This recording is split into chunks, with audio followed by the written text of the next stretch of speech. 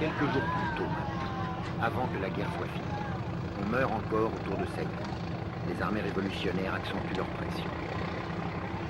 Madame Dunk sait qu'elle a gagné, mais d'autres, comme ces jeunes soldats sudistes, continuent à se battre, animés par on ne sait quel espoir. Certains, par la force de l'habitude et la logique de la guerre, d'autres, par crainte de la vie, par la pression.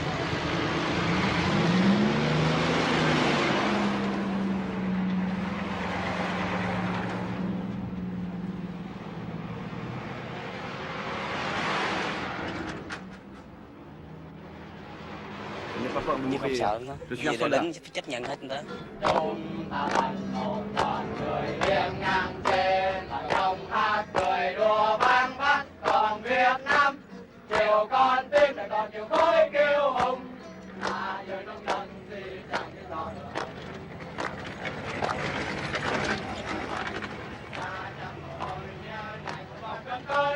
Ở cái thời điểm áo ta người với anh mặt trời và việc trước đời và còn tiếp tục làm người.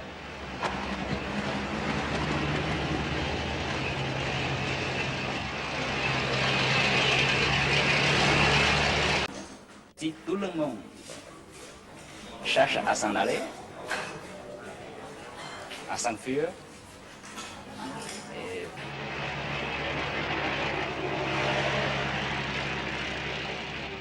Une route de Vangchuan-Nok à 50 km à peine. On y croit encore, confusément.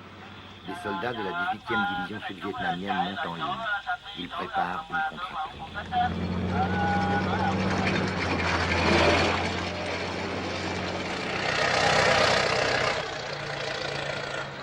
Une fortification dérisoire pour tenter de stabiliser un front qui n'existe plus. La 18e division attend une attaque frontale, mais les Bedoy ne jouent pas le jeu. Ils contournent les défenses en tenaille. Le 27 avril au matin, c'est la dernière véritable bataille de la guerre du Vietnam. À Trang Bom, à 40 km de Saigon. Vous avez déjà vu ces images au journal télévisé. Le dernier document que nous avons pu expédier vers Paris avant que les communications soient coupées pour un mois.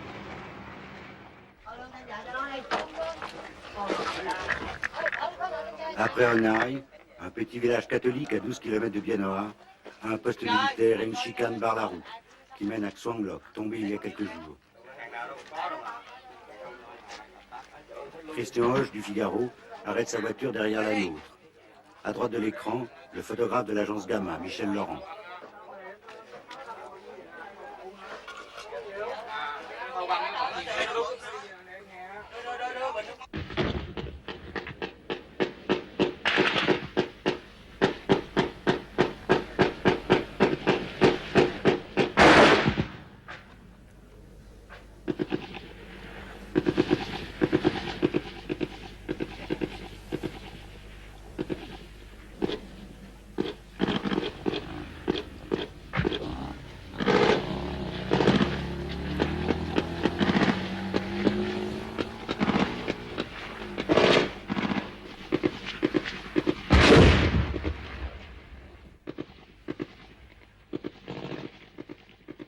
Jean-Pierre Moscardo va se replier en faisant signe à l'ingénieur du son, Claude Fabre.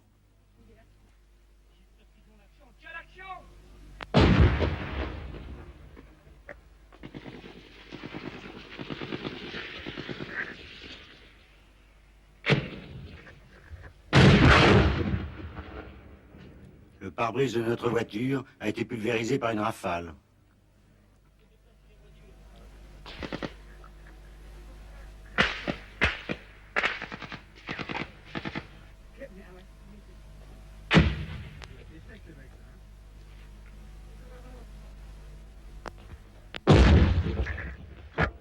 La voiture du Figaro est touchée par un obus de mortier. Derrière Fabre qui court, Laurent s'arrête, se retourne. Christian Hoche n'a pas suivi. Les miliciens du village tirent sur les Nord-Vietnamiens qui arrivent. L'un d'eux court à la voiture de nos confrères.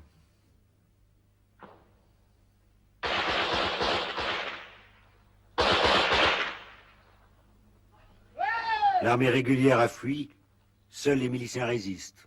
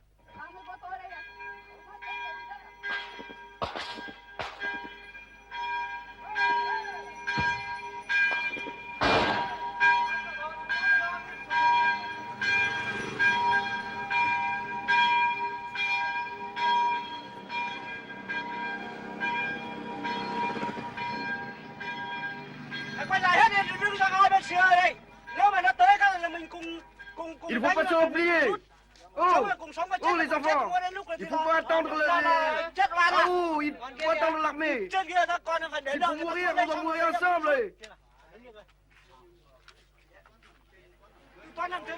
Bây giờ đi xuống đây bây giờ hết làm sao trên làm sao? Nói mẹ ơi. Dưới nó có một trán rồi phải không? Dưới nó có rồi, cứ phải ở tại ngay đây đi. Để chặn lại ngay đó đây đi xong cái là bây giờ mình khi nào mà nó hư trên này mình rút kia, phải không? Đi cả. Chứ bây giờ mình cứ đi lẻ tẻ chết bây giờ ạ.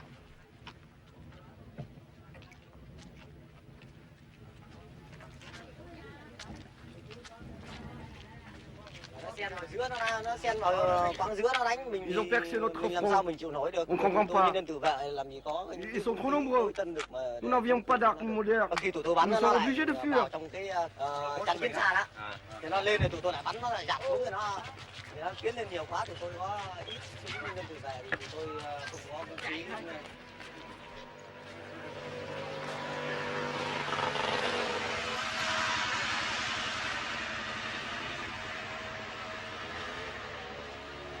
Họ đợi chiến đấu. Pourquoi se battre? L'armée elle-même ne se bat plus. Chúng tôi nhân dân trở ra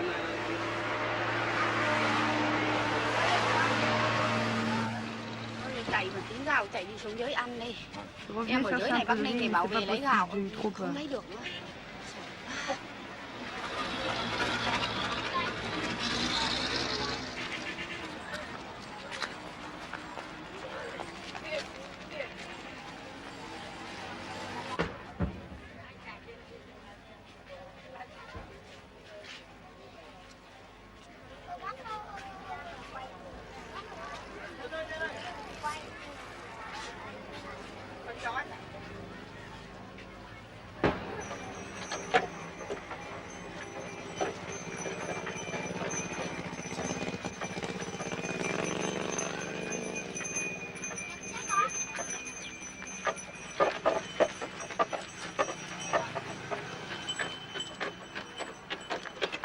Une autre armée, l'armée infinie des réfugiés.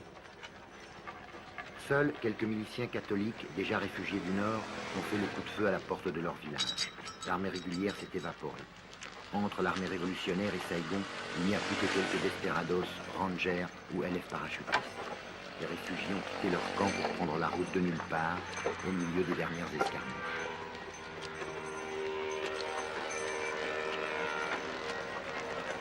La plupart de ces réfugiés sont des montagnards qui en sont à leur deuxième, à leur troisième ou à leur 10e exode.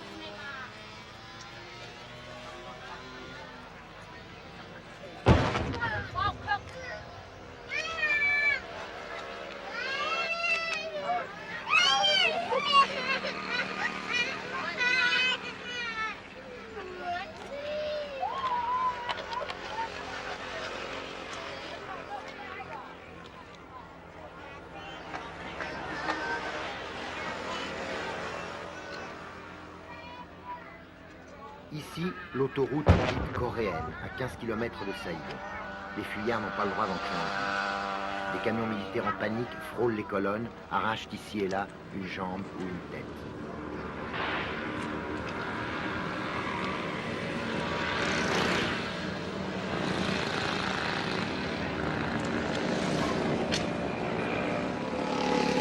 Les réfugiés marchent toujours, sans un mot, avec un courage tranquille qui a stupéfié tous les témoins. Le dernier chaos, les dernières misères de l'interminable guerre qui se termine.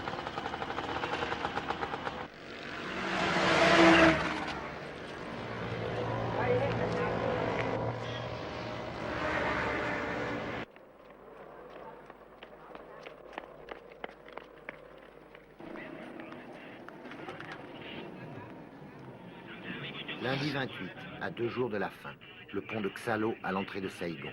Même pas une bataille. Quelques rangers défendent le pont contre l'armée qui déferle. Les hélicoptères appuient leur baroud d'honneur.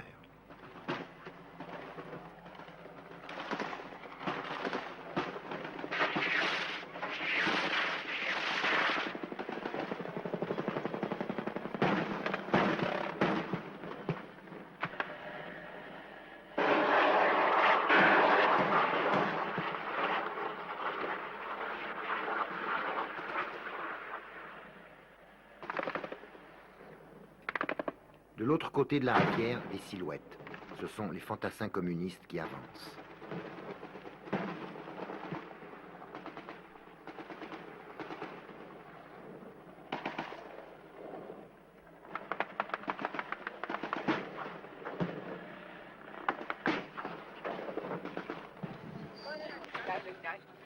Ne cours plus. Je ne vais pas mourir, n'est-ce pas? Pitié. J'ai trop de sang qui coule. Arrêtez le sang, arrêtez le sang.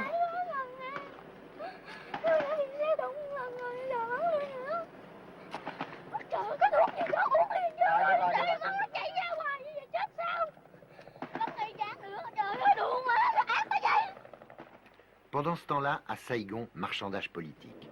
Le président tué est parti, son départ a précipité l'inévitable effondrement militaire. Le vieux Huong, son successeur, se décide enfin à passer le pouvoir ou ce qu'il en reste.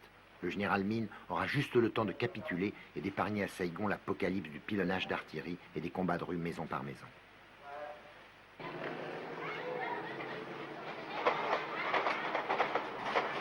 Il est trop tard, bien trop tard pour un compromis politique. Le pouvoir révolutionnaire, pour bien montrer qu'il refuse Min, envoie 2 avions A-37 mitrailler le palais et la ville. Toutes les armes de Saïgon se mettent à tirer n'importe comment, n'importe où.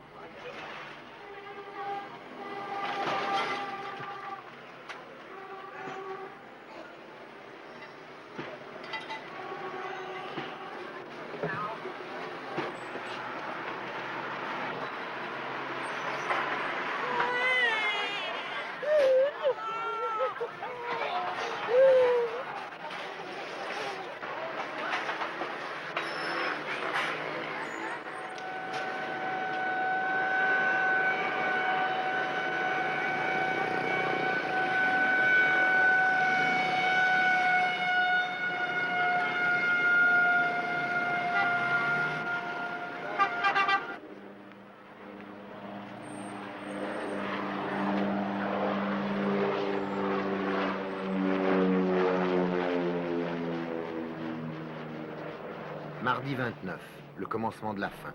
Les gens, pour quelques heures, désertent la rue et se cachent chez eux. Interdiction de quitter Saïgon, les routes sont coupées. Cũng như tránh mọi sự ngộ nhận đáng tiếc có thể xảy ra nếu Phật tử bất hảo trộm cướp hoặc gây rối ngoài công lộ. Các lực lượng an ninh đã được chỉ thị bắn hạ ngay tức khắc.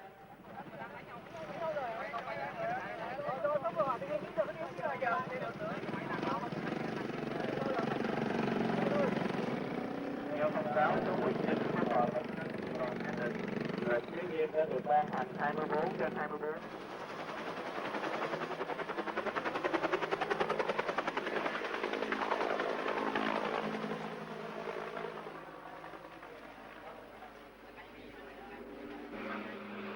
Les Américains, c'est plutôt ceux qui pensent de nous, les Vietnamiens d'abord.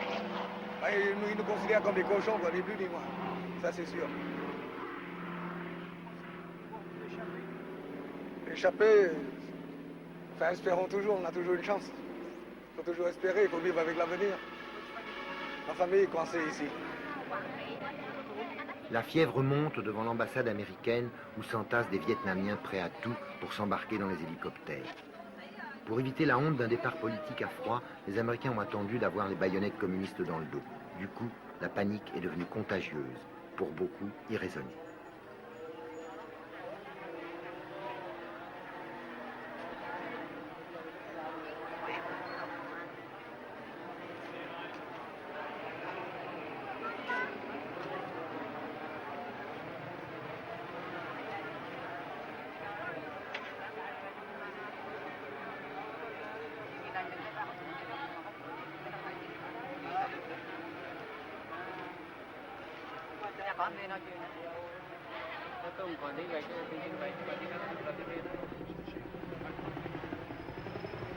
Des dizaines, des centaines d'hélicoptères se sont succédés jusqu'au matin sur le toit de l'ambassade et des bâtiments étrangers. Les élus attendaient leur tour de partir, leur mince fortune dans un petit sac vers les bateaux de la 7e flotte, puis vers Guam et les États-Unis pour quel destin. Les Vietnamiens ont payé jusqu'à 15 000 $ leur droit de passage. Il y a eu des scènes violentes et terribles aux portes gardées par des marines en armes.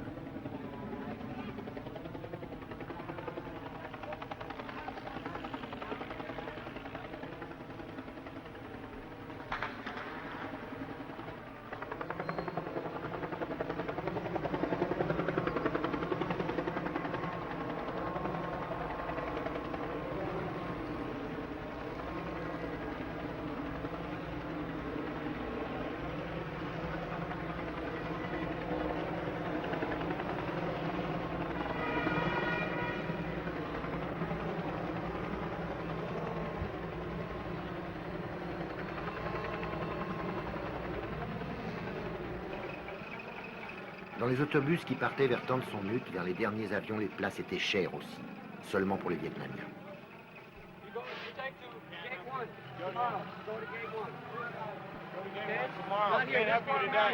American TCN, not for Vietnamese. Tomorrow, go to gate 1, okay? No, I know. I have to speak. You have to go to gate 1.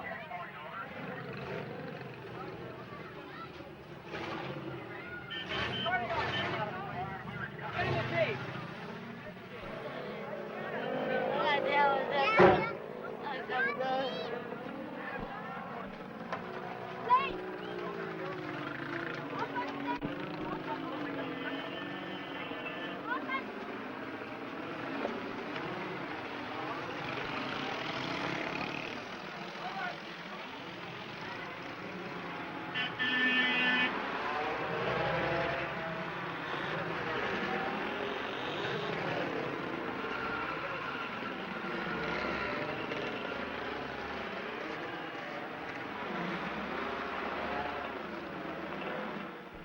Pourquoi vous partez? Nous suivons le peuple qui part. Mais vous partez de Saigon? Peut-être. Vous avez peur?